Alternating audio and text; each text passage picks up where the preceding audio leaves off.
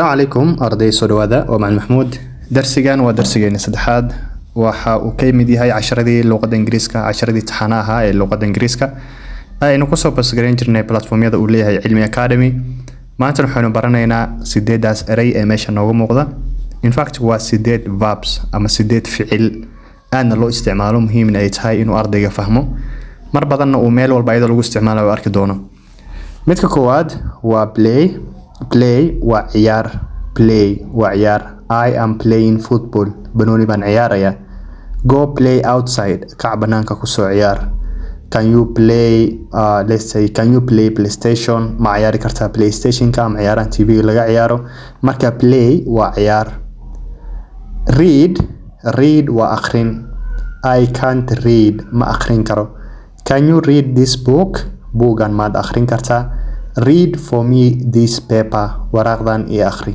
read waa akhrin midda saddexaad waa make waa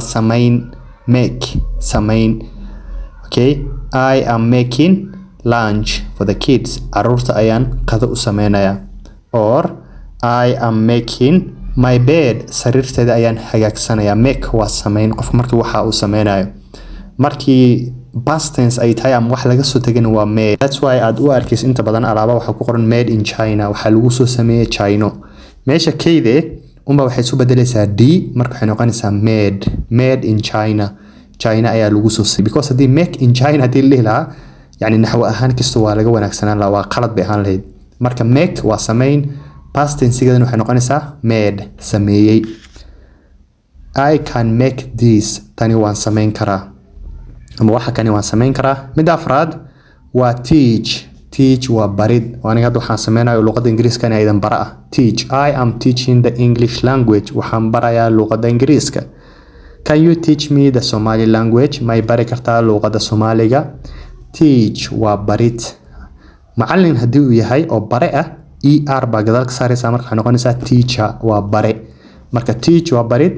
teacher waa bare okay learn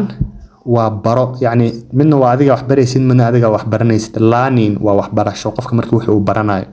I am learning science waxaan baranayaa sayniska I learn mathematics waxaan bartaa xisaabta learn waa barasho ardayga wax baranayay sida teach and er gadaal uga saarno baa ayadana er gadaal uga saarina waxaan leenahay learner waa barte qofkii wax baranayay teacher soo macalinka er baan ku darnay waxay noqotay teacher lana waa arday waa lana waa bara yani qofkii wax baranay student waa la dhigi karaa and people aydan waa la dhigi karaa people inkastoo loo isticmaalo ardayda maaragtay yar yar ee primary ku jirto midda lixaad waa sleep waa seexasho I am sleeping waan jiifaa what time do you sleep goormaad seexataa or why are you sleeping maxaad u jiiftaa sleep waa jiifsasho yani qofkii markii hurdada uu galayay ayaa la yiraahdaa sleep drive waa wadid okay drive waa wadid ama gaari wad ama maaragtay bus wad ama wixii aad doontid waa drive waa wadid laakiin hadii doonta baaskiilka mootada faraska ay waa la wadaa laakiin luqadda Ingiriiska drive taas ma isticmaalayso waxa isticmaalaysaa ride horteeda ay ku qoran tahay ride ayaa la yiraahdaa ride waa qofkii markii uu baaskiilka wadaayo markii uu faraska wadaayo markii uu maaragtay wadaayo tusaale amal mootadii waxyaalaha noocaas I am riding a horse I am riding a bicycle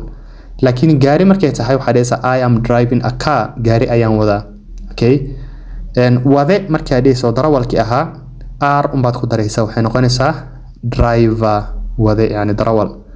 midda ugu dambeyso waa say waa dheh what are you saying maxaad leedahay ama maxaad dhehaysaa